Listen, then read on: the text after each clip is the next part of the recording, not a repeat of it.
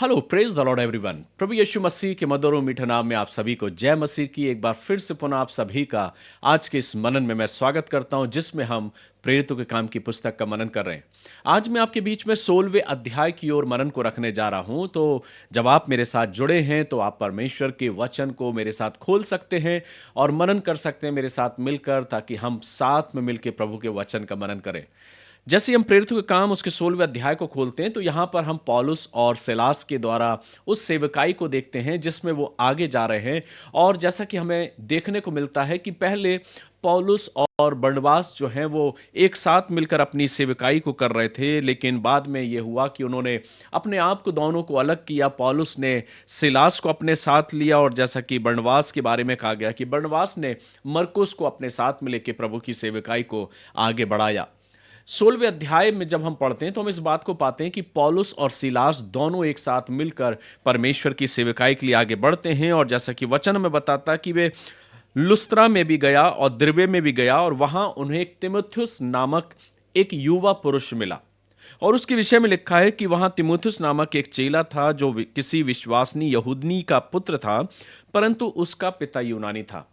जब पौलुस और सिलास लुस्त्रा में गए तो वहां पर उन्होंने एक ऐसे युवा पुरुष को देखा जिसका नाम तिमुथियुस था। उसकी माँ यहूदनी थी और उसका पिता यूनानी था, लेकिन यह विश्वासी था।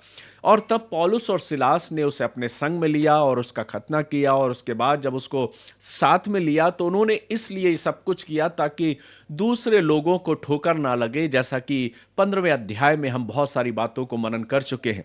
और इसलिए पौलुस और सिलास जो हैं वो तीमुथियुस को अपने साथ में लेके आगे जाते हैं। और जैसा कि लिखा है कि त्रोआस में पौलुस को एक दर्शन मिलता है। चूंकि पौलुस जो है वो परमेश्वर के वचन के अनुसार वो प्रभु के उस वचन को संपूर्ण पूरे उस एशिया में प्रचार करना चाह रहे थे। जैसा कि लिखा है वे फुंगिया और गलातिया प्रदेशों में होकर गए, क्योंकि पवित्र आत्मा ने उन्हें एशिया में वचन सुनाने से मना किया। पौलुस और सिलास और तीमुथियुस और उनकी जो टीम है वो प्रभु के वचन को, उनकी इच्छा थी कि वो एशिया में जाके प्रभु के वचन को सुनाए। लेकिन परमेश्वर का आत्मा उन्हें दर्शन देता है और वो उस जगह ना जाकर, जैसे कि प्रभु ने बताया वैसा प्रभु के मार्गदर्शन में होकर अपने काम को करते हैं। और जैसे 7वें पद में पढ़ते हैं तो लिखा है, उन्होंने मूसिया के निकट पहुंचकर बतुनिया में जाना चाहा, परंतु यीशु के आत्मा ने उन्हें जाने ना दिया। अतः वे मूसिया से होकर त्रोआस में आए। वहां पौलुस ने रात को एक दर्शन देखा। इनकी चाहत तो थी, पौलुस और सिलास की चाहत तो थी कि वो एशिया में जाके प्रभु के उस वचन को सुनाए, लेकिन परमेश्वर का आत्मा उन्हें मार्गदर्शन करता है, उन्हें रोकता है और उस स्थान पर उन्हें जाने नहीं देता। इसके पीछे उद्देश्य क्या था? क्योंकि पौलुस को एक दर्शन दिखता है और उसमें मकिदुनी एक पुरुष है जो वहां पे खड़ा हुआ है और उसको स्वप्न में दिखाई देता है, और वो कहता है कि तू मकिदुनिया में आ जा।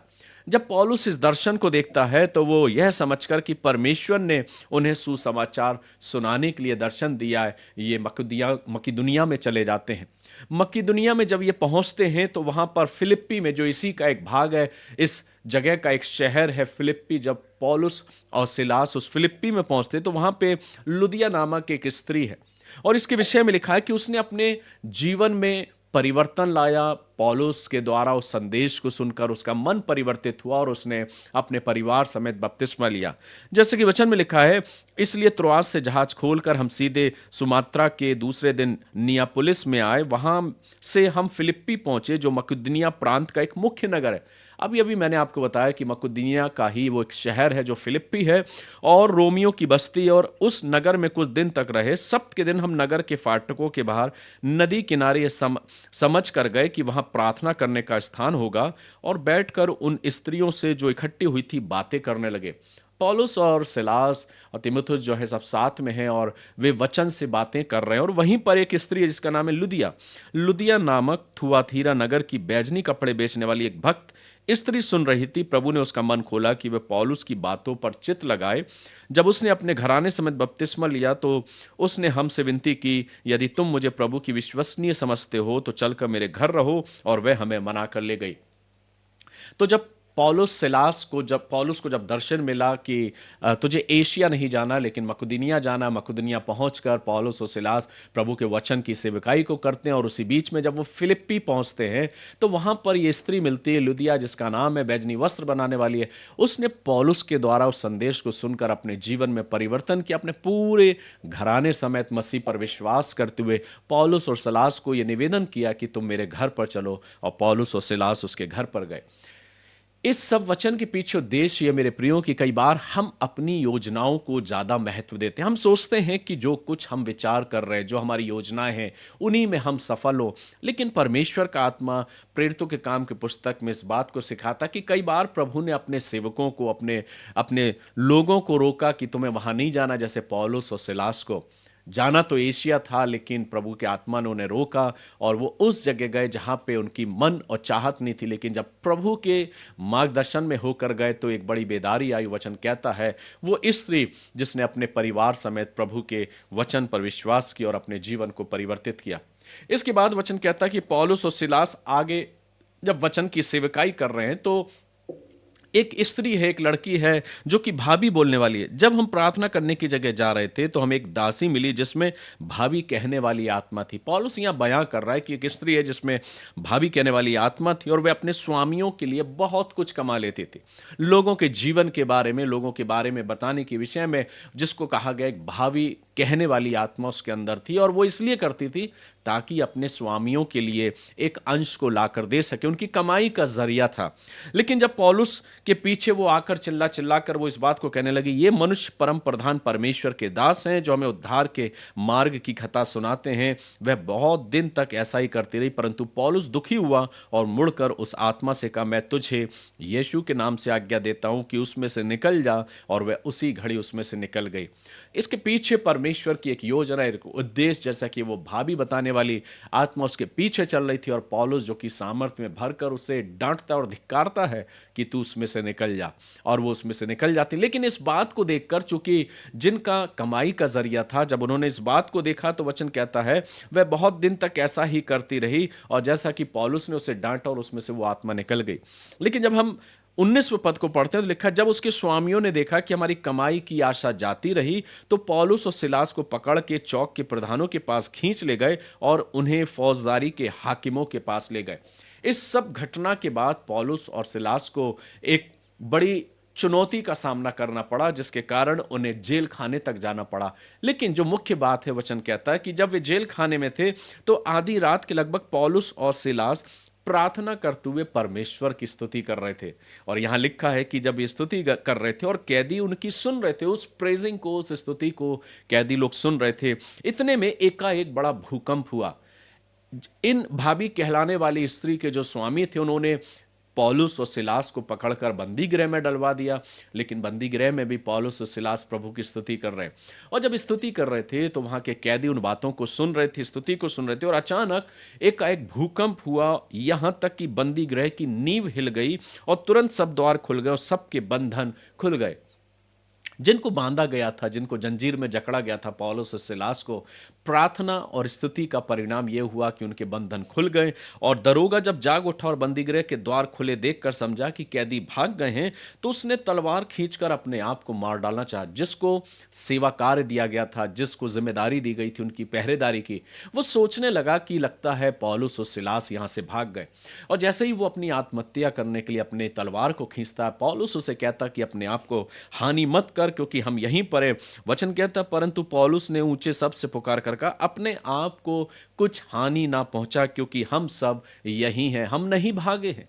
लेकिन ये परमेश्वर का धन्यवाद हो कि प्रभु की स्तुति करते हुए भूकंप हुआ और नींवें हिल गईं और उनके जो बंधन थे, जंजीरें थीं, वो खुल गईं और द्वार खुल गए।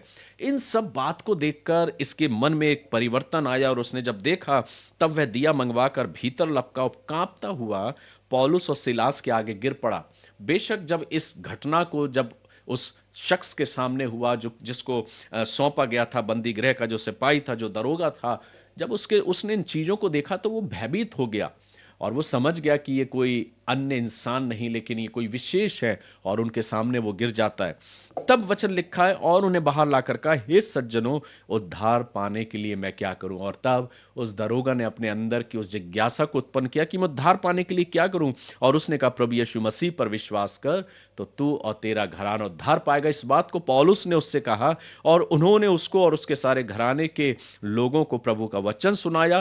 रात को उसी घड़ी उस उन्हें ले जाकर उनके सब घाव धोए और उसने अपने सब लोगों समेत तुरंत बपतिस्मा लिया। तब उसने उन्हें अपने घर ले जाकर उनके आगे भोजन रखा और सारे घराने समेत परमेश्वर पर विश्वास करके आनंद किया। तो पौलुस की स्तुति करने का परिणाम यह हुआ कि उस जेल खाने में उस दरोगा के जीवन में परिवर्तन हुआ और उसने पूरे घराने समेत अपने जीवन से प्रभु को स्वीकार किया और बपतिस्मा लिया और उनकी खातिरदारी करी। जब हम वचन को आगे पढ़ते हैं तो लिखा, जब दिन हुआ तब हाकिमों ने सिपाहियों के हाथ कहला भेजा कि उन मनुष्यों को छोड़ दो। और दरोगा ने ये बातें पौलुस से कही और हाकिमों ने तुम्हें छोड़ देने की आज्ञा भेज दी है, इसलिए अब निकल कर कुशल से चले जाओ। परंतु पौलुस ने उनसे कहा, उन्होंने हमें जो रोमी मनुष्य दोषी ठहराए बिना लोगों के सामने मारा और बंदी गृह में डाला, अब क्या हमें चुपके से निकाल रहे हैं? ऐसा नहीं, परंतु वे स्वयं आकर हमें बाहर निकाले। सिपाहियों ने ये बातें हाकिमों से कही और वे यह सुनकर कि रोमी है डर गए और आकर उन्हें मनाया और बाहर ले जाकर विनती की कि नगर से चले जाएं। सो पौलुस यहाँ पर कुछ बातों को कर रहा है और उनसे अपने उस पद और अपने उस बारे में सारी बातों को बयां कर रहा है, बता रहा है। लेकिन जो इस 16वें अध्याय का जो मुख्य केंद्र बिंदु है मेरे प्रियो, वो ये हमें परमेश्वर के वचन से समझने में मिलता है कि कई बार हम अपने जीवन में अपनी योजनाओं को, अपनी बातों को ज़्यादा महत्व देते हैं कि हम जो सोच रहे हैं, जो हमारी इच्छा है, उसको हम ज़्यादा तवज्जो देते हैं, ज़्यादा महत्व देते हैं। लेकिन जो शख्स परमेश्वर के अनुग्रह और उसके बताए रास्तों के अनुसार चलता है, तो हम नहीं जानते कि परमेश्वर किन किन बड़े कामों को करवाना चाह रहा है। पौलुस को नहीं मालूम था, चूंकि वो पौलुस और सिलास तो एशिया में जाके प्रचार कार्य करना चाह रहे थे, लेकिन प्रभु का वचन कहता कि प्रभु की आत्मा ने उन्हें जाने से रोक दिया। और उसका परिणाम क्या हुआ कि जब वो वहां पर गए तो तिमुथियुस उनको मिला। उसके बाद जब वो फिलिप्पी में आए तो एक स्त्री और मिली जिसका नाम लुदिया है। उसने अपने जीवन को परिवर्तित किया, उसका पूरा घराना मसीह में आकर उस पर विश्वास किया और बपतिस्मा लिया। उसके बाद वचन कहता कि वो स्त्री जो भाभी बताने वाली थी, उसके जीवन को उसने स्वस्थ किया, उसको चंगाई दी, उसके अंदर से उस भाभी बताने वाली आत्मा को दूर किया। यहां तक कि जेल खाने में दरोगा और उसके पूरे परिवार का जीवन परिवर्तित हुआ। तो कहीं ना कहीं परमेश्वर की कुछ योजनाएं होती हैं हमारे और आपके जिंदगी से। हम सोचते हैं कि जो हमें दिखाई दे रहा है वो ही सबसे ज्यादा उत्तम है, लेकिन जब हम प्रभु के मार्ग में होकर चलते हैं तो प्रभु अपनी योजनाओं को प्रकट करता है और उसके पीछे एक बड़ा उद्देश्य छुपा होता है। तो आज अपने जीवन का हम अवलोकन करें और अपने जीवन में इस बात को जांचें और इस बात से कहें कि प्रभु मुझे भी अपना मार्गदर्शन दे, ताकि मैं तेरे बताए रास्तों पर चलने पाऊं और उस बड़े काम को अंजाम दूं जो तू मेरे जीवन से चाहता है। सो प्रभु आप सभी को आशीष दे। आइए हम प्रार्थना करें। मैं प्रार्थना करता हूं कि प्रभु का अनुग्रह, प्रभु की आशीष आप सभी के साथ हो। प्यारे पिता, बड़े शुक्रगुजारी के साथ हम तेरे पास आते हैं, हम धन्यवाद देते हैं आज के इस पहर में जब हमने आपके वचन का मनन किया। प्रभु वास्तव में कई बार हम अपनी योजनाओं को ज़्यादा महत्व देते हैं, लेकिन प्रभु प्रार्थना करते हैं कि हम भी अपने जीवन में तेरी इच्छाओं को, तेरी योजनाओं को महत्व दें प्रभु, और जो आप चाहते हैं उसके अनुसार अपने जीवन को जिए। हमारे साथ जुड़ने वाले हर एक प्रिय भाई बहनों को प्रभु हम तेरे हाथों में सौंपते हैं। प्रार्थना करते हैं प्रत्येक पर आपकी आशीष हो और आज का वचन प्रत्येक का मार्गदर्शन करने पाए।